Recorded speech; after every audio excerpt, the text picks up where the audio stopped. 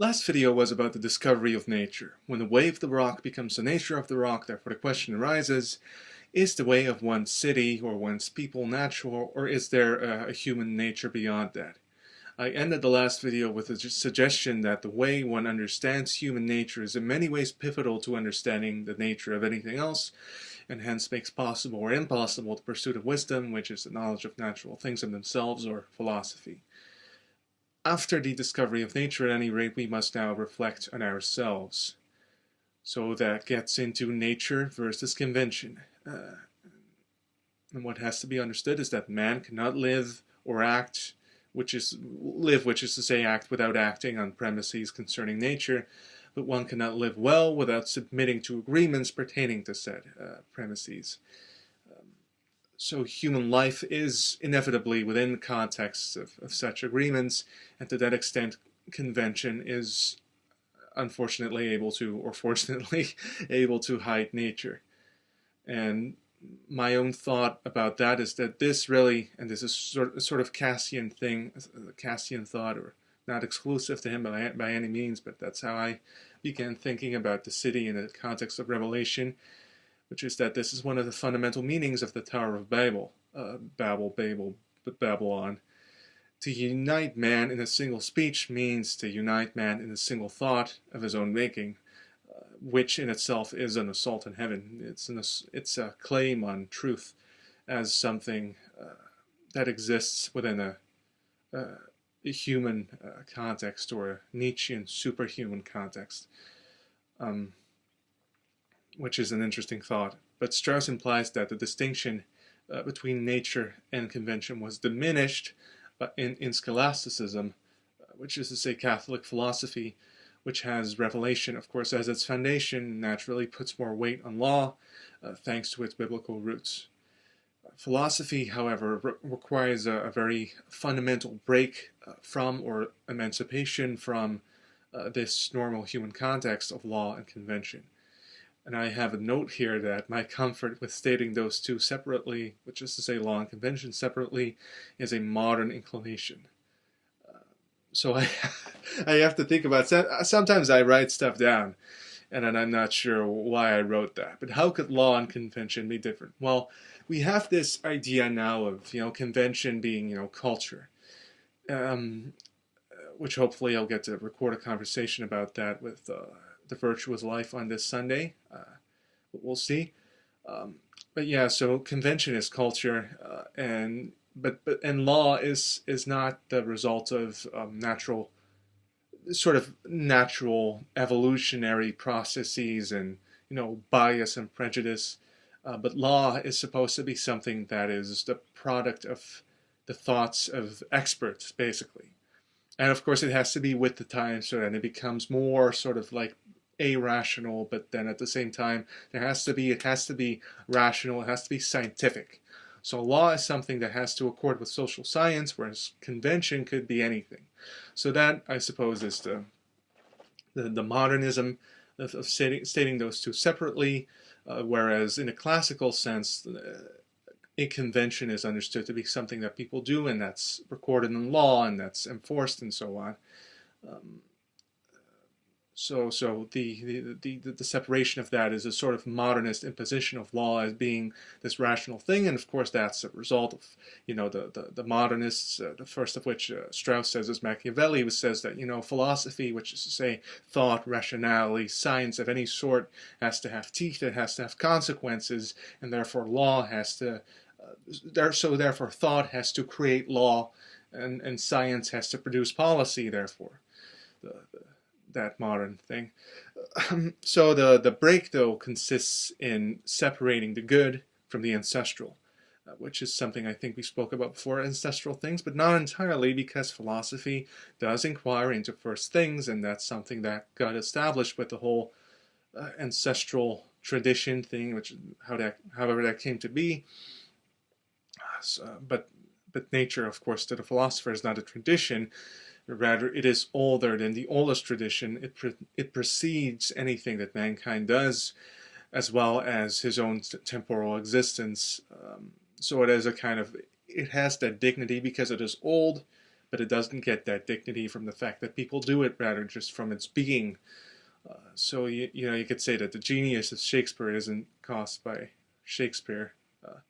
My peers will say that the genius of Shakespeare is caused by an accident, but the philosophers would say that it's it's a natural thing. And Shakespeare reflects that nature in some way, or however you want to approach that. But Strauss now says that the distinction that philosophy rests on is between reason and authority, which is to say nature and convention. That's basically the thing. And this is not necessarily a contradiction with his earlier statement about the French Revolution, but it offers a little perspective. Remember, the French Revolution is, ni Dieu ni maître. It's this, tradition out the window. We're going to be individuals and we're going to do what we want. We're going to live our natural Epicurean lives of pursuit of well-being and so on, personal well-being. But the perspective here is that what was a premise for the classics became a fixation for the modern revolutionaries. So this is what I understand to be at the bottom of Strauss's criticism of modernism, as he understand it, is that the classics treated this subject with care, whereas with the moderns it was a sort of constant drum beating. So, which is to say, Socrates is not Machiavelli. So Socrates did some naughty things, but he wasn't altogether cynical or angry or wanting to make changes per se. Just wanted to pursue wisdom and with that tread outside the well-trodden boundaries. The discovery of nature precedes natural right conversation but does not complete it.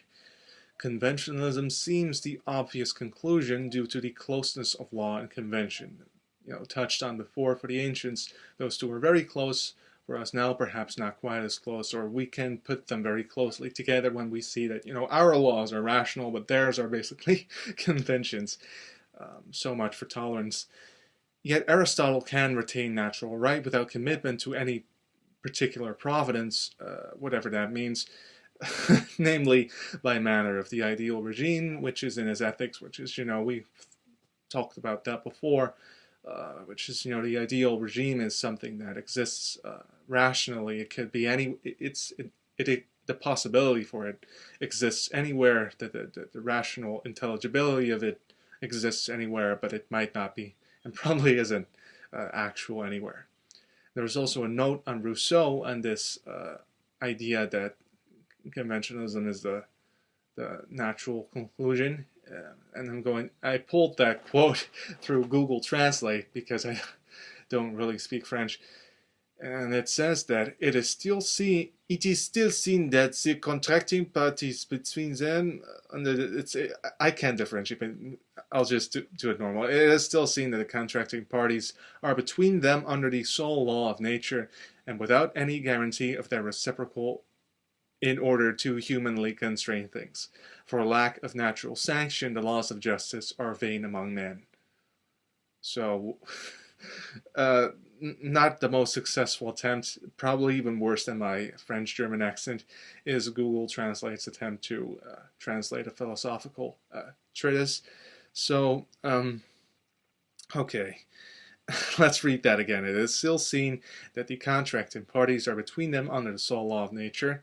That sounds like natural law, and without any guarantee of their reciprocity, I suppose, in order to humanly constrain things. For lack of natural sanction, natural law, according to the philosophical tradition, is not naturally sanctioned per se. The laws of justice are vain among men without, I suppose, human constraints. And if the constraints are human, then they would be conventional. I don't know. At any rate, my note on that is that this sounds more or less like how people today would view natural justice if pressed on the matter. So it's it exists, but it's like we don't have to do it per se. We just say that we have to do it when we want people to do what we want them to do. So again, the agenda thing, rhetoric. That's what how I view that. When I say rhetoric, I really mean a politician really hammering on a certain policy because really they just want to get elected. Or they really do want to do that, but they it's clear that even if it isn't the naturally true policy, you have to do it, and you have to force other people to do it, and that's the way of it. And you could force people to do all sorts of things, I suppose. But Strauss now jumps to pre-Socratic modernism, namely atomism, and shows how natural right could exist in that framework. It is not immediately obvious that there is no good or bad for different configurations of atoms. And this sounds like my imaginary conversation from the previous video. I remain highly skeptical of this approach, even if it's just from a purely epistemological standpoint, if nothing else. I mean, it isn't clear at least from the concept of atomism, the major premise, that there would be such a thing as configurations of atoms. I mean, it's just atoms, and it's always actual. So, I mean, there's a deeper reflection on that, but maybe I shouldn't go into that now. But Strauss advances this argument, and so to the effect that we must make a distinction between human nature and unnatural desire, whatever that is. I recall there being a conversation between Bill Kristol and I think he was called Harvey Mannings, I'm not sure, on Strauss and the Straussians, and there was this quote about, how basically there's no creature with this amount of self-conflict that could exist without there being such a thing as a soul, basically. How one could desire something that runs contrary to one's nature and one's needs, which is to say how somehow there is a different set of needs that conflicts to the quote-unquote natural needs. And this underlies the distinction between convention and nature. And that also sort of reminds you of how illusions could be natural, which is the conversation, the imaginary conversation from the previous video. So what is the manner of existence of conventions? Where does that come from? How can we have thoughts and then dictate that those thoughts are reality and actually sacrifice our personal well-being for those thoughts, even if they're totally wrong? Where did those thoughts come from? How could they have that power if they're just illusions and not really real? What is their reality? So there is now an identification between the good life and human nature, which convention might go at the expense of, which of course translate to good and nature, seeing human nature as not, which of course translate to a putting together of good and nature, seeing as human nature is not isolated, which then does in fact reflect on the cosmic order. And then you get Max Weber's insanity, and basically the whole thing is like, how could if the good life and human nature are supposed to be together, then of course good and nature have to be together, and then I'm confusing myself. Seeing as human nature is not isolated, which then does in fact reflect on cosmic order. So then the good life exists absolutely in the cosmic order because goodness exists in the cosmic, the whole thing. And then you get Max Weber of, well, you can't determine a good life, but then the good life has to be natural, but the facts and values, that's all half sentences, but I have made full videos about that. And basically I think it's the second part is about Max Weber, whatever. But the good is not necessarily the just in this scheme, which is to say the just could be conventional, and the good is the good life, the human nature, the cosmic good, whatever it is what comes out of Strauss's formulation of the argument, is that the good and the just may be different, and often are different if you depending on what view you take, but we'll get to that because there's a complexity there. But in order to look at a natural life, one could assume one has to look at pre-civilized life. But who is to say that people do not display unnatural preferences all by themselves? Again, that quote about the soul, whatever that quote is, maybe you know it, maybe you don't, but you get the premise. is it possible that man naturally has unnatural desires, and what is the way in which these desires are then natural because they exist? Blah blah blah. Anyway, the nature, the question of man before civilization is really a question of man proper, and of the origin of man, whether original man was perfect or imperfect, and if they were gentle or savage. Strauss says that any answer, any which way, that's what I understand him to be saying, that any answer, any which way, could lead to any conclusion either way when it comes to natural right. I take this to mean that you could have savages, and then you get Hobbes, who says there is natural right, or Adam and Chava, who, with an interpretation that stresses reverence for and obedience to God over man's intrinsic value, or some kind of synthesis between the Bible and the Greeks that tries to produce some kind of individualism a la Prager or Shapiro, or you could have Rousseau, who thinks in terms of lost innocence in a different way and does end up with natural right. I mean, remember, I'm putting those two against each other because Strauss puts down a premise, which I think is essentially right, that divine law is a natural law. It is something that is decided on by a conscious party. It isn't like a pattern that sort of floats in outer space. It's something that is spoken. It is a logical imperative. And therefore, I think that any kind of biblical individualism is not orthodox exegesis, because it's more about the fact that we are told not to do harm to one another, because, I mean, you could say, according to an interpretation that I like, is because it's a form of self-deification, and therefore it's really a matter of obedience rather than it is of violating the intrinsic value. Although there is an intrinsic value, but that's not the main point, I think, for the Bible. Whereas for the sort of people who are now doing apologetics are sort of synthesizing the two, because you have to. You can't just put away people's egos or they're gonna not listen to you. But anyway, depending on what conclusions you draw from the nature of man, you could go a lot of different ways. There might not be a set pattern for that.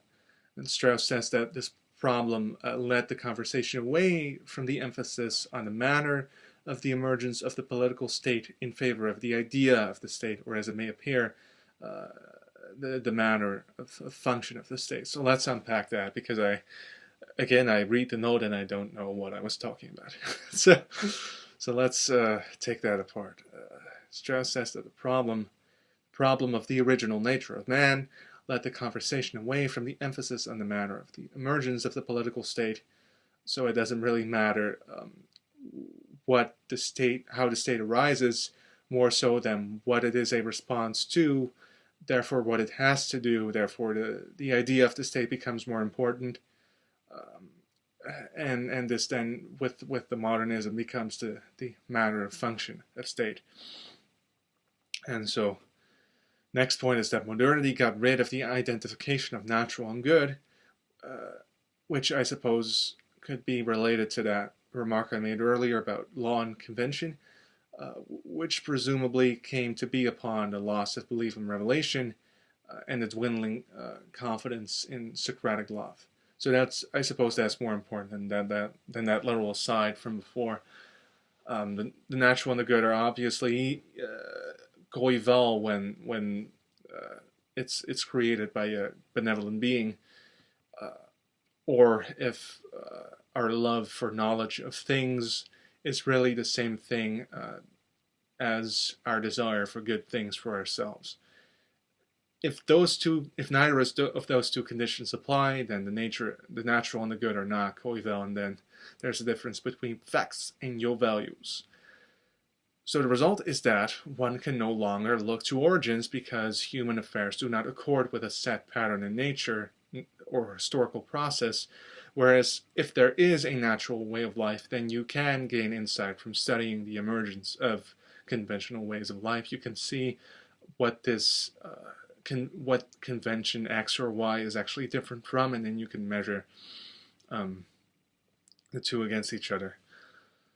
So the importance of origins is really interest in pre-civilized life, to see what convention may be hiding from us, as I said.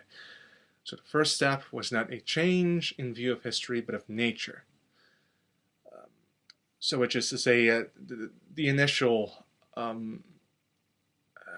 conversation was not so much about how the city came about, although that was important. You have Plato, but then there's also other ways of viewing that. But really the idea is what is our point of reference, rather than what is the process, because the process for the ancients was not the reference. For a time it was the reference in modernism, and then in the later modernism it became not the reference, and then there was no reference, and then panic. And then we made the reference. So now Strauss explains that the question of initial nobility or savagery of mankind is really the decisive factor in favor of either theology or philosophy, respectively. If man, this is the argument, if man is naturally good, then there is no excuse for current imperfections, is there? Depends, I say, on what makes man good, and whether that goodness has any teeth, so to speak. Is goodness something that we can do, or is it the Aristotelian hobby, as I call it, of nobility, or is it something that we must do, and if so, how and why? So the explanation for why Strauss formulates it this way is because philosophy presupposes the arts, and the arts presumably presuppose imperfection, which is to say, because the arts are the whole thing that make the city, and the city is convention, and therefore if the arts respond to something, and this sort of is a presence in modernism, is how the state of nature is something, and then either we emancipate from the state of nature through the arts, or we sort of ruin it, and then we have to hold the whole thing together through the arts, whatever it is. But the definition of perfection then is very decisive. So, for instance, Adam and Eve were not perfect in my book, literally. I mean, they weren't God, so how could they be perfect? Were they perfectly human? How could they have sinned if they had been perfectly human? The answer to that, by the way, is Bechira's free will, without going into the complexity of that issue, because it is a complex issue, although in a sense it isn't. But there has to be the cheshbon, there has to be the accounting, which is to say, perfectly fitted to perform the human task, which is to perfect the creation, which is to reveal the unity of God, and so on. But the arts come into that story after they become much more imperfect. So, which is to say, humanity was initially imperfect, or otherwise they wouldn't. Basically, free will would be impossible. But in that sense, they would be perfectly human, but not perfectly human, because free will is sort of an intermediary between being perfectly human, because perfect humanity means doing the task of humanity, but free will puts you in a position where you have not yet done that task, because in order for it to be a task, you have to be autonomous, and that means free will, and blah, blah, blah, blah. See, I told you it was complicated.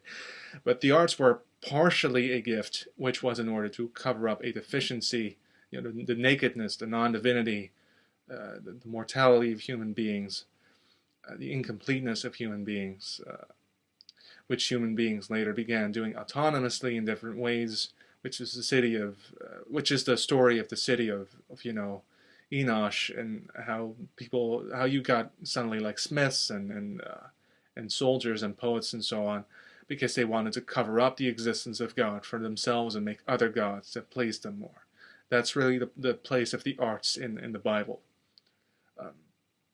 So if man was created, then he is in a sense perfectly human, though this necessarily requires the presence of human imperfection, which has to be resolved by free will, and that's in a sense reflected in a larger way in the rest of creation. But again, complex. I'm not a sage, so I'm not going to go too much into that.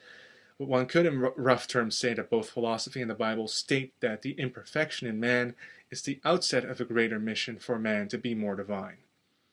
And of course, they mean radically different things by that. And another big difference is the presence and or source of imperatives. So let's let all of that sink in. Clearly, there is a glaring difference between the autonomous mission for wisdom, which is philosophy, and nobility, which is philosophy, through discerning a world of natural beings, which is philosophy, versus the voluntary subjugation to God, a la the Bible, who himself is the only being, and hence the only true source of conceivable things in an entire existence that he himself has created. All of this being to the effect of an explanation or even revision of Strauss's scheme, where he makes this neat arrangement according to original human perfection or imperfection. So basically what I'm saying is that, it isn't as simple as revelation means original perfection and philosophy means original imperfection. It's actually more complicated. But Strauss, meanwhile, goes into the, he's already ahead of the, ahead of the whole conversation. He goes into the standard conventionalist argument, which is that plurality disqualifies objectivity. And the standard version of this argument is grossly insufficient, he says, and hard owned facts and logic, and must hence be augmented by inspection of deeper discourse by its advocates. I'm going to quickly see how long this video is. Oh yeah, this is already too long, and I've only done 3. Oh man, okay, I'll do one more. Or wait, is it that simple?